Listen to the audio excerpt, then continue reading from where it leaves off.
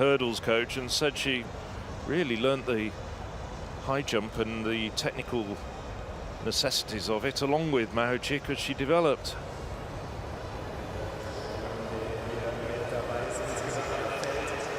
Turn our attention to the track. There are 26 men down here ready to sprint around 25 laps.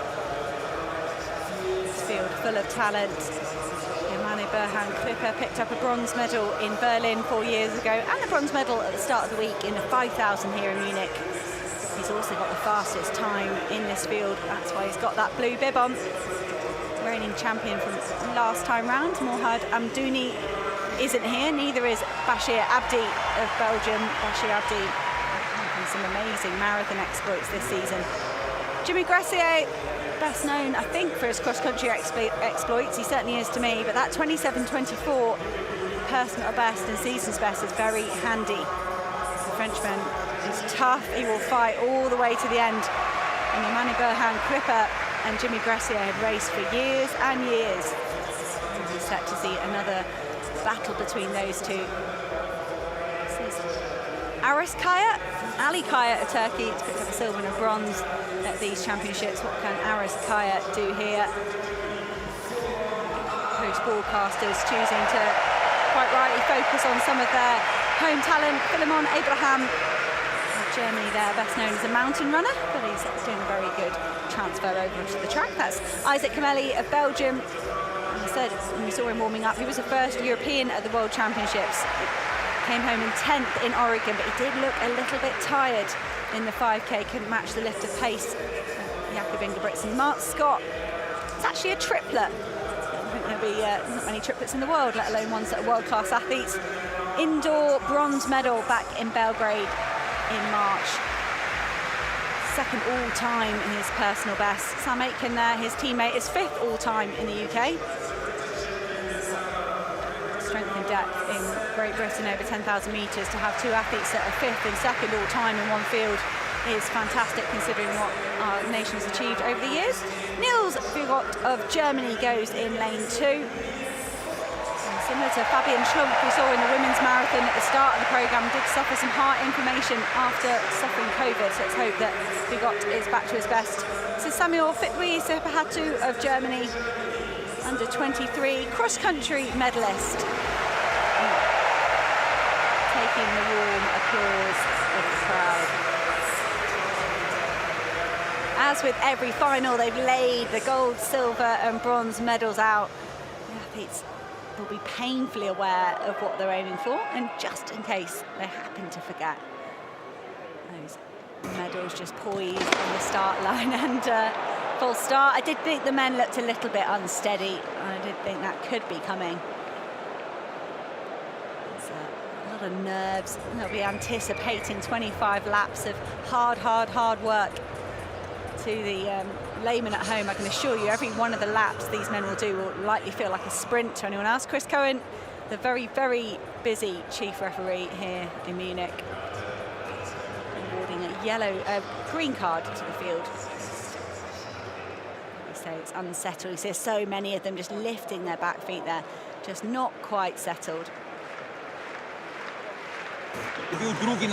26 is entrance is a lot of men in a 10,000 metres. They'll be very used to racing like this, though. Let's just hope they can all stay out of trouble. And they can let themselves slot into decent packs as we let these 25 laps unfold. Looks like Jimmy Gressier on the outside, keen to ensure things get moving fast. Mark Scott was the leader of the inside group. Had 2 waves there in the start already. You can see some pushing and shoving in the middle of the group. Jimmy Gressier taken through. That's a swift 30 seconds for the opening lap, the opening 200 metres. So Jimmy Gressier of France pushing the pace right from the start.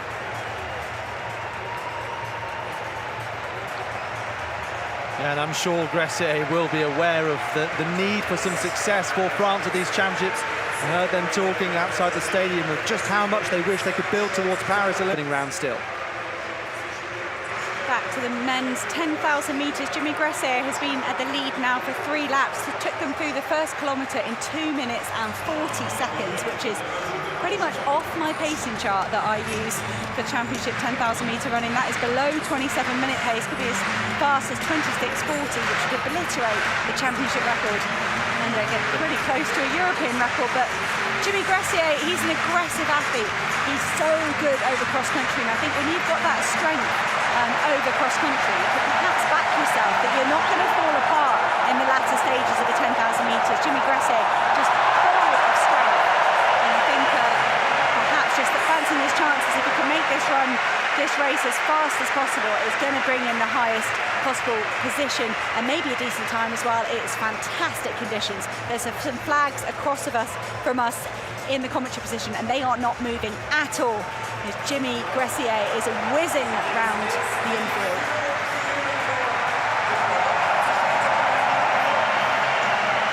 And the athletes waiting so long to get their championships underway, and I think that will just entice them to... Not much change in the men's 10,000 metres. Jimmy Gressier of France still in the lead. Mark Scott of Great Britain and Northern Ireland in second. Aras Kaya of Turkey is in third. He's the only athlete not on the rail. They're starting to bunch ever so slightly behind Jimmy Gressier. He slowed slightly, 2:40 through the first kilometre, 2:44 through the second. It's still super quick.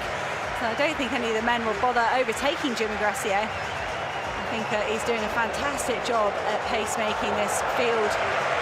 Sam Atkins just sitting in fourth place. He ran his brilliant 10,000 metre time, and he's meant to be pacemaking a race. He's one of the fastest in Europe all time and in Great Britain all time. He's in fourth place at the moment. Isaac Kameli just in fifth place on the shoulder of Sam Atkins. This is the second group, the chase pack if you like. Kawal, better known as a steeplechaser, ended up being handed the gold medal only after the disqualification of... In terms of 190. So, same people in the lead group, but it is Mark Scott in the lead at the moment. Sam Atkins just nipping off for a drink, and that would suggest they've really slowed. It was 8:09 through 3K, a 2:45 kilometre. Jimmy Gressier still at the lead then. But it does look like it's really slowed down a bit, and that's a very interesting tactic of Jimmy Gressier. I mean, I doubt he's feeling he wouldn't have gone off at 2:45, 2:44, 2:45 if he wasn't feeling good. Johan Kowal swings the whole way round the group. He was in the chase pack. He's perhaps keen to run an even pace. I think he's entered for the London Marathon in October, Kowal, and he will not want to leave anything to a kick. And he's trying to get this race back moving into the realms of the pace they were going before. It was around about 27 minutes, 27 and a half. Yes, I was lucky enough to be in Passy at the European 10,000 metres Cup in May, which Gressier won. It was his first 10,000 metres for several years, and he won it in 27:24:51. He started off at a very quick pace on that occasion, just broke the field. He hasn't done that on this occasion, but Gressier, I think that run gave him a huge amount of confidence. It was his first 10,000 metres, quality 10,000 metres, since his days in the under-23 ranks, and he went up to number 3 on the French list. And I think he feels that the French record... Athlete like Jakob Badalec has been learning his trade over and over again through the years, and you can see it, and that difference in the technique is just pretty aggressive. Right, so Johan Kowal of France was leading for a couple of laps, and it was Yemaneberhan Crippa of Italy that pulled this group back into the lead. Jimmy Gressier back in fifth place at the moment. He led them through the first 3 kilometres in 8:09. Coming up on 5K now, that'll give us an indication of how much they've slowed. 2:50, so they did a 2:54, now they're back to 2:50 in their kilometres. That's the first time we've seen Emile Caresse of Great Britain and Northern Ireland a little bit higher up, but there's a massive pack here. Got a few athletes that have just drifted off the back of the pack, just 3. So that leaves us with 23 pretty much all in contention as they've come through halfway in a very respectable time. Kaya piling on the pressure at the front. A very respectable, accomplished athlete. He was third at the recent European Cup, so we would have raced a lot of these athletes at that event a few weeks ago. European cross-country medals. Of course, Yasmin Chan of Turkey took a brilliant women's 10,000 metre gold. She dropped a 66-67 lap on the rest of the field, and they couldn't respond. Eilish McColgan and Norma Salpeter holding on for second and third. But Kaya just swinging wide, perhaps a reluctant leader. And that will be Italy's Yemaneberhan Crippa. who's going to end up in the lead. No, he's let Mark Scott come through. Emile Caresse just starting to move around the outside. Emile Caresse is more of an endurance athlete, I'd say, more in the 10K half marathon spectrum. He did run a brilliant 3,000 metres recently over in Ireland. 7:44, closing with a 56-second lap, with when you're better known as a 10K athlete. Some serious speed from Emile Caresse. He's looking to get this race back a little bit underneath that sort of 28-minute pace. They've drifted a bit slow. Emile Caresse of Great Britain and Northern Ireland at the moment, from Kaya of Turkey, Scott of Great Britain and Northern Ireland. And Crippa just keep having a very quiet race for Italy, very briefly at the front, just when they wanted to close up the gap on Kaul, but Crippa happy just to resettle into the pack.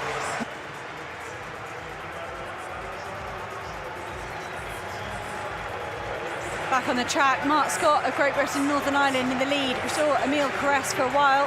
Sperata of Portugal just clutching his ribs there. I can only imagine it's a bad stitch, maybe stomach issues for the Portuguese athlete. Jimmy Gressier on the outside of this group. Look how close that pack's running to each other. They're so used to running in a big pack, whether it's on the track. Oh, and Sam Atkins of Great Britain, Northern Ireland, just, I think, probably getting his heel clipped there a little bit. That will raise his heart rate, spike the adrenaline. You see tall Sam Atkins there in the middle of the group. Let's hope he's not had the heel of his shoe caught or anything like that. That could be problematic. Sam Atkins, he got no chance to get out of there. Sometimes when an athlete gets clipped like that, they might fly to the front and say, I've had enough of running in a massive group like this. Mark Scott at the front, he's got a brilliant change of pace, Mark Scott, on his day.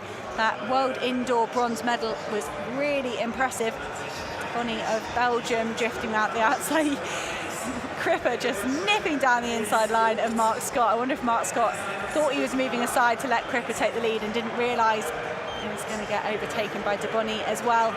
Isaac Camelli looked this good probably at a similar stage in the 5K, and they just seemed to run out of legs. He did have a brilliant run at the World Championships though.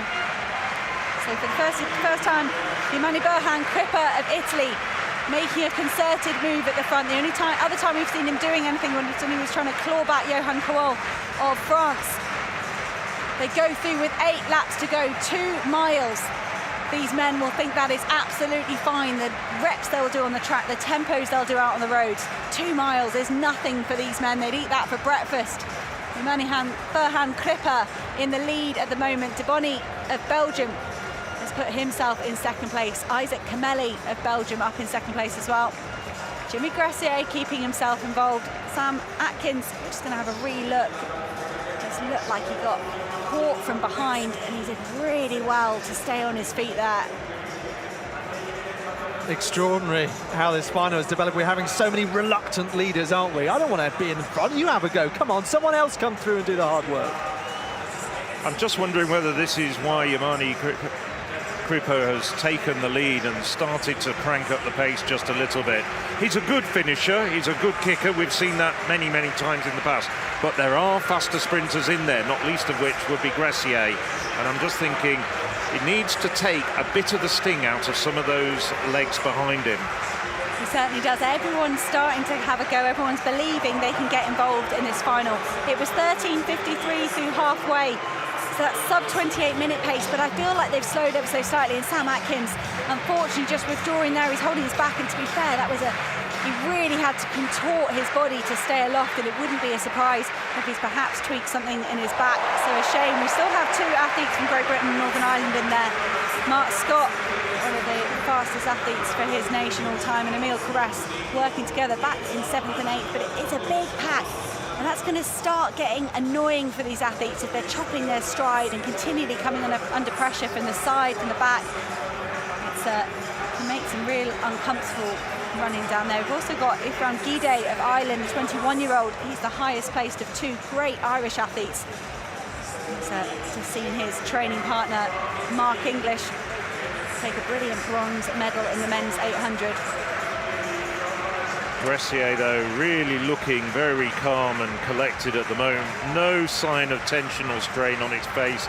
Looking back, Mark Scott, we've been talking about him quite a bit. Looks as though he's working quite hard there. He's looking as though he's really having to push to stay with the first time of asking. 3 women clear at this height now. field starting to spread out in the men's 10,000 metres. It wasn't particularly quick through 8K, 22.5 minutes, around about 28-minute pace. And then the moves are starting to come. Yemaneberhan Crippa has turned the screw at the front. This time, when they come through the start-finish line, it's going to be just 4 laps to go. That is a mile. And I said 2 miles is nothing for these men.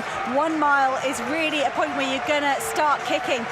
Emil Caressa, Great Britain and Northern Ireland, has moved himself up into 4th place. That's the highest that we've seen him. Also got Minski of Norway in 3rd. He's had a quiet race up until this point. Yemaneberhan Crippa is in the lead. Jimmy Gressier led a very aggressive first 3 kilometres through in 8 minutes and 9 seconds. I wonder if the cross-country specialist was trying to turn this into something of a fartlek. That would suit him. That's what you experience if you're going over mud, up and down hills. And Jimmy Gressier perhaps just trying to flood everyone's system with a bit of lactic at the start, let it settle down, and now he's going to start lifting again and trying to match his long-time rival, Italy's Yemaneberhan Crippa. Yeah, Gressier looking very happy, very composed with how this is panning out. Isaac Kameli also looks strong at the front, but he's dropped out the race as well. Crippa there just gesturing for Jimmy Gressier to take over. Jimmy Gressier is either not paying attention or didn't fancy it one bit. Minski of Norway is going to be the athlete at the front. Let's see, that's 3 laps to go. Just over 1 kilometre. Really going to start speeding up, and you can see all of a sudden we're down to a group of just 8 athletes. Isaac Kameli looked tired in the 5,000 metres and perhaps just not quite recovered from his exploits in Oregon. It was interesting to see as he went round Gressier, he just touched him in the back just to let him know he was coming around. Interesting touch there. Scrub, having not featured at all so far, has moved up as well, but now it looks as though it's Mezenge who's really started to pour it on. He's got a long run from home. So they've got a kilometre to go, and they're just coming up to see 2 laps to go as they come down the home straight. Mezenge really asking questions of the field. They've got 2 laps to go. He is the 4-time Norwegian champion. He has a half marathon time of 60 minutes and 7 seconds. That's really fast. Anything around about the hour for a half marathon is impressive. And Mesny of Norway clearly feeling he doesn't want this down to a sprint finish. Jimmy Gressier leading the charge at the moment, trying to pull the other 5 athletes back to the Norwegian. Just another note there, 21-year-old Ephraim Gide of Ireland is having the run of his life, tucked in at the back of this group. A brilliant run as well from Pietro Riva of Italy. He was 5th at the European Cup, 5th here at the moment in the European Senior Championships. And we've also got Jan Schrub of France, 6th at the European Cross a few years ago. So there's a quality group of 5 athletes trying to reel back in Zeri Mesny of Norway. But this time they're going to hit the bell. Gressier and Crippa want to get themselves on this podium any higher than 2nd or 3rd. They've got to go now. Mesny of Norway has got 30 or 40 metres on the other athletes. They're going to have to unleash a massive last lap if they're going to catch the Norwegian. We saw Jakob Ingebrigtsen take a gold medal in the 1500, in the 5K. Could Mesny here make it 3 golds for Norway? He's looking over his shoulder. It's a nervous look for the Norwegian, but he doesn't need to be nervous. If anything, he's stretching his lead as he comes around with 250 to go. Jimmy Gressier and Yemaneberhan Crippa are working really hard to try and reel the Norwegian in. Here goes Crippa. He's gone fast, he's gone hard. He didn't want to take any of the other athletes with him. 200 metres to go. Crippa could be about to cause an upset in the closing few metres here. Could he convert his bronze in the 5,000 to gold here? But the Frenchmen are coming as well. Schrub of France is moving the fastest at the moment. He's trying to take Jimmy Gressier with him. 100 metres to go. Norway first, Italy second. And here goes Yemaneberhan Crippa. He is going to take a gold. Crippa kicking hard. He looks left, he looks right. He's got nobody for company. It's going to be a win for Italy. A brilliant second for Zeri Mesny of Norway. That was a tactical masterpiece from him. But Yemaneberhan Crippa, his last 250 metres was so quick. I thought it was impossible he could make up the advantage built up by the Norwegian coming into the bell. Yemaneberhan Crippa, we've seen him do this in cross-country, we've seen him do it in age groups, but he's done it now as a senior. And a big, big run from Jan Schlub of France. It looked like he was going to pull Jimmy Gressier back into the picture, but in the end, he was the #1 Frenchman. Gressier happened to settle for 4th. Well, extraordinary, because when Crippa started that kick, he just looked behind him. I thought, what's he doing that for? Focus on front. He was analysing the situation and then unleashed a masterclass over the last 200 to overtake Mazengi, who done so well to lift the pace, 66, then 62 seconds, coming through with 2 laps to go, and you just thought the Norwegian had enough. But do not discount Yemaneberhan Crippa. He took on the lead when others didn't want to, certainly not Gressier after taking out the early pace. And it's a gold medal for Italy, taking away from the Norwegian and also the French, who wanted their first of these championships, but the wait goes on. Well, I was very, very impressed as well. You have to say the fastest finisher of all 3 of them was probably Schrub, coming around over the final 150 metres. But the track just ran out for him. Another 20 metres, and I think he could have converted that bronze into silver. But Mazengi, who had him down as a potential medalist? Not me, it has to be said. Schrub emulating Perseus Karlström, the Swedish race walker, by donning a silly hat. Boccia of Austria getting some welcome applause from the crowd. They support every athlete here from first to last. But Yemaneberhan Crippa joins athletes that have got 2 medals at this championship. We've had Boel Ingebrigtsen and Tristan Piotti take double titles. But Crippa, gold here to add to his bronze in the 5,000 metres. Joins the likes of Eilish McCulloch and Yasmin Chan. They took 2 medals over these longer distance. Kumbunji on the other end of the spectrum, and Zarnell Hughes in the sprints. And just brilliant running there from Crippa. That was a tactical masterpiece, to be honest, from the Norwegian and the Italian. I've got to say that Mesny knew he might not be able to match the kick the likes of Gressier, Crippa and Schlub, and instead just stole a march. It was around about the 1.5 kilometers to go. Mesny just went, right, enough of getting clipped and shoved. I've waited enough laps. I am just going to go for this and challenge anybody to come with me.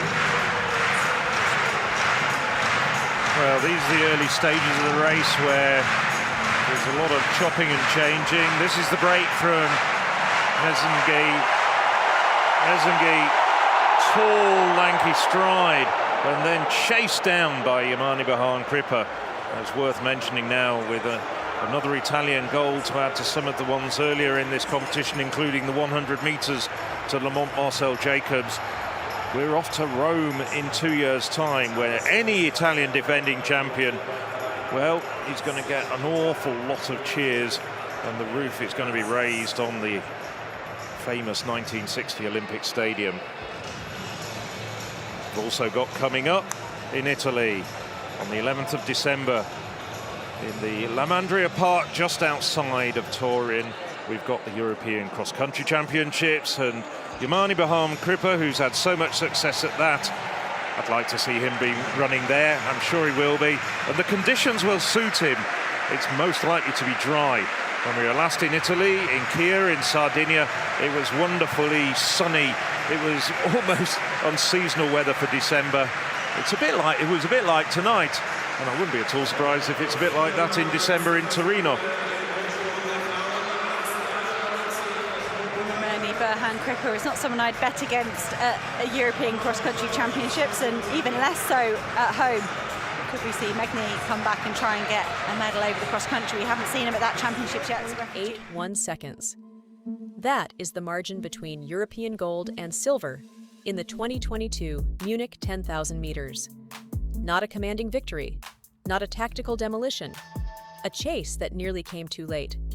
And here's the part that genuinely surprised analysts who rewatched the footage.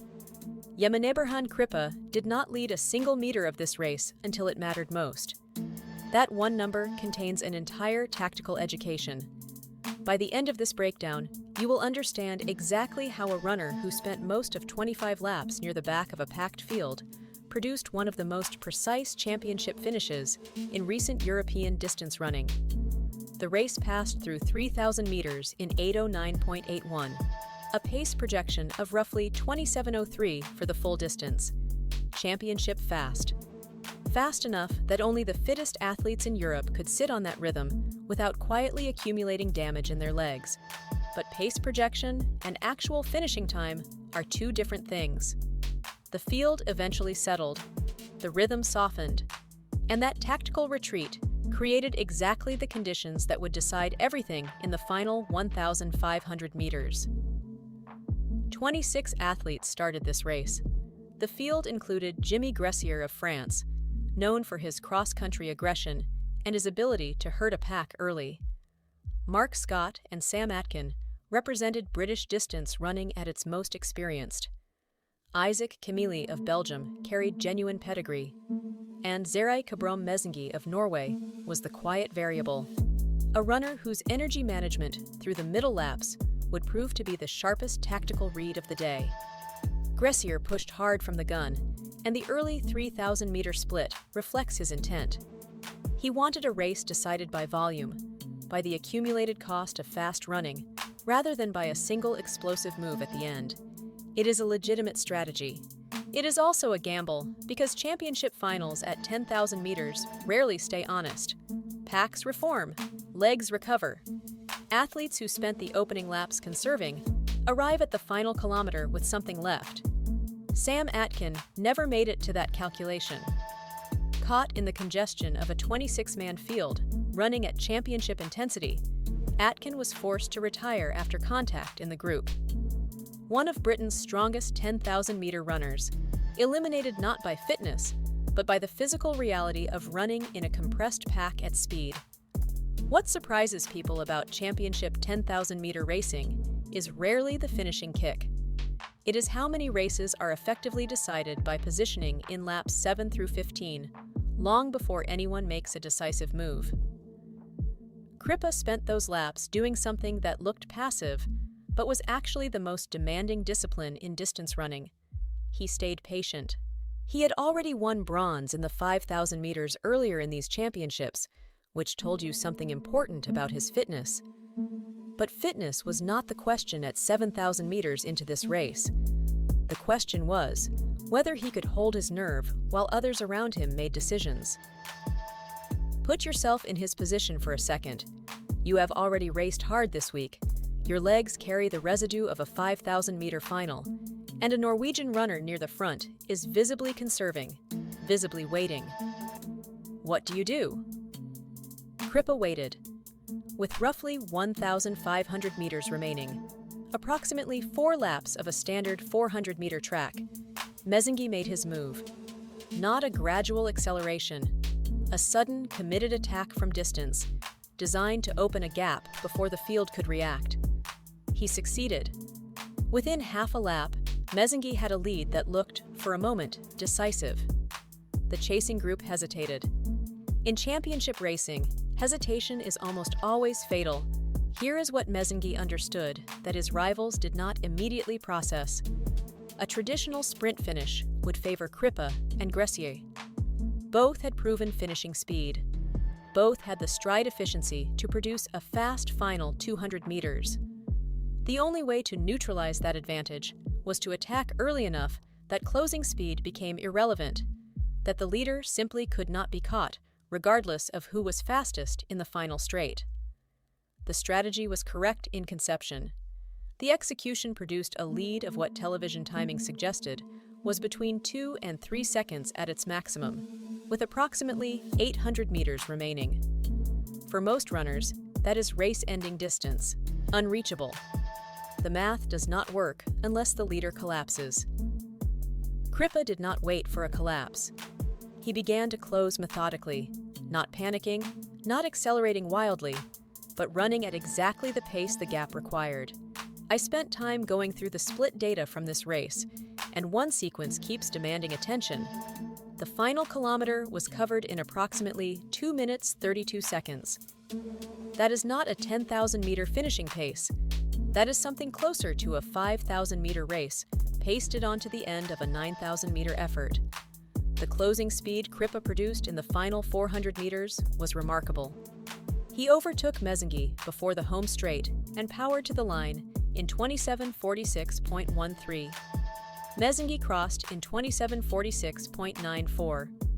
Jan Schrub, who had also produced an extraordinary closing effort from the chasing group, took bronze in 27:47.13. Gressier, who had led through the early kilometers, finished fourth in 27:49.84. The margin between gold and fourth place, 3.71 seconds, after 27 minutes of racing. What this tells us about championship distance running is worth sitting with. Gressier ran the most aggressive race. He made the weather for the field in the opening kilometers. He absorbed the early effort that shaped everything that followed, and he finished fourth. The honest read: in championship finals at this distance, the runner who sets the early pace frequently funds everyone else's finishing kick. That is not a failure of courage.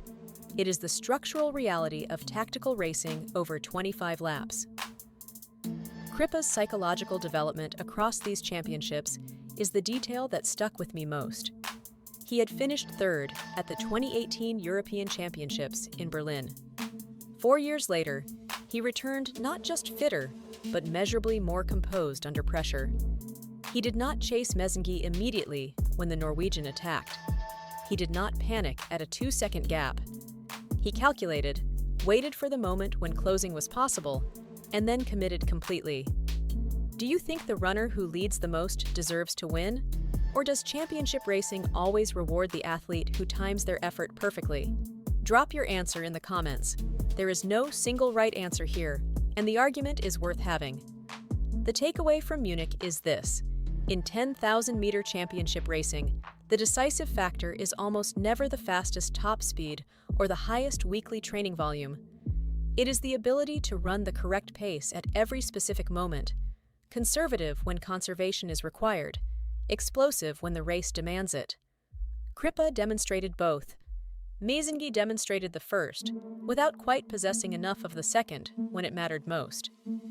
Next time you watch a 10,000-meter championship final, track where the eventual winner is positioned at 7,000 meters. Track their posture. Are they working or floating?